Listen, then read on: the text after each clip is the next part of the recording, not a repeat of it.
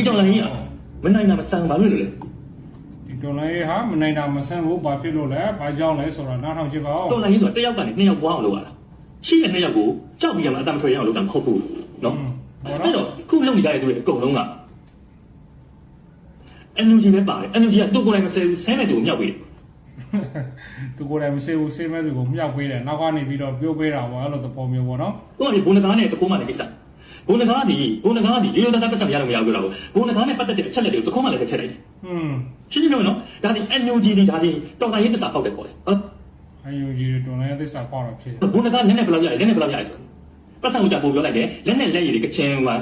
လာငါးလဲဘာညာဘာညာဆိုတာတခိုးမှလည်းထည့်လို့ထည့်တယ်တခိုးမှကိုလည်းပြောတဲ့ကိစ္စမှာဒါဒီရှင်းရှင်းလေးပဲဒါဒီတော်တိုင်းရေးသစ္စာပေါက်တာခေါ်တယ် NUG ကဟုတ်နော်အဲ့တော့ဘာလို့ NUG ကသူ့ကိုယ်တိုင်မဆိုင်နဲ့ဆိုင်မဲ့သူတွေကိုမြောက်ပေးပြီးမှဒါကိုတိုက်ခိုက်တာတခုမှကတော်လိုင်းကိုပြောပြရလို့တာဒီနှစ်မျိုးရှိပထမနေ့ကခုနကလို NUG လိုကြဆဲပေးတာနောက်တစ်နေ့က fundraiser တွေနာမည်ကြီးရတဲ့ fundraiser တွေအကုန်လုံးကိုရိုက်ချပလိုက်တာရိုက်ချပြီးတော့သူ့စီငွေဝင်အောင်လုပ်တာသူ့စီငွေ